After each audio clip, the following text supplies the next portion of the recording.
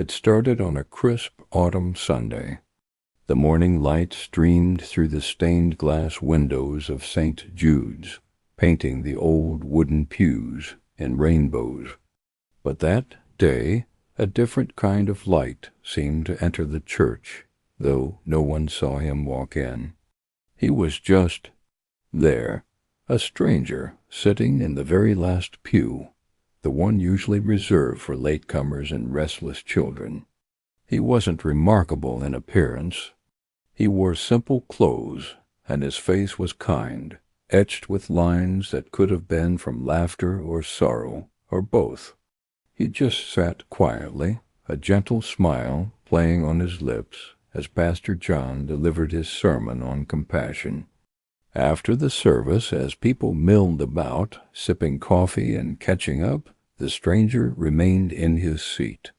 Old Mrs. Gable, her heart heavy with loneliness since her husband passed, was the first to approach him. She just wanted to welcome him, offer him a doughnut. They spoke for maybe 5 minutes. When she walked away, the deep-set sadness in her eyes had been replaced by a glimmer of peace. She was humming a hymn she hadn't sung in years. Next was Mark, a young man who'd lost his job and was drowning in debt and despair. He'd been coming to church out of habit, but his faith was worn thin. He slumped down next to the stranger, more out of exhaustion than intention. We couldn't hear what was said, but when Mark stood up, he stood up straighter. The anxious tension that always clung to him seemed to have vanished.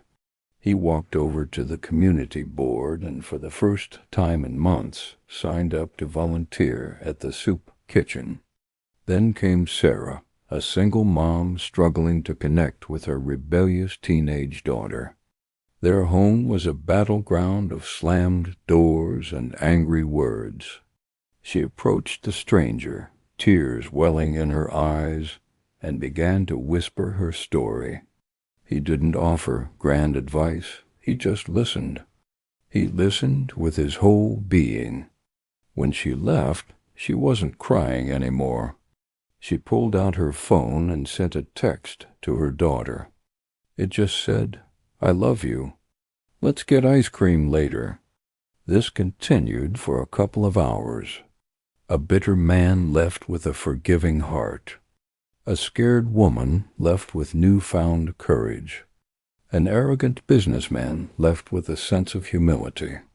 Each person who spoke to the man in the last pew left transformed, as if a heavy burden had been lifted from their shoulders.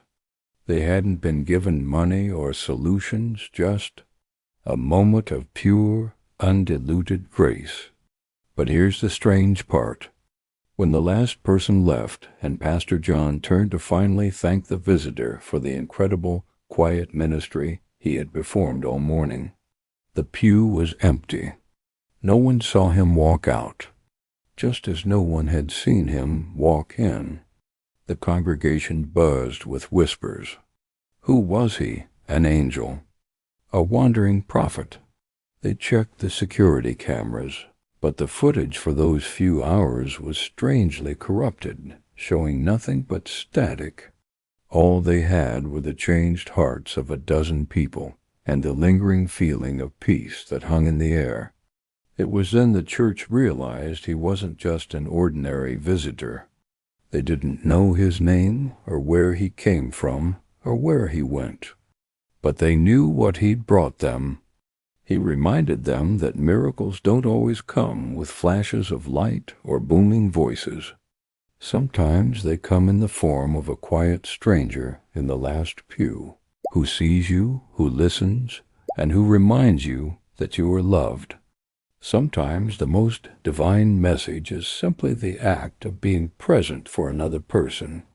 That presence, that love, is a power we all have within us. We can be that stranger for someone else.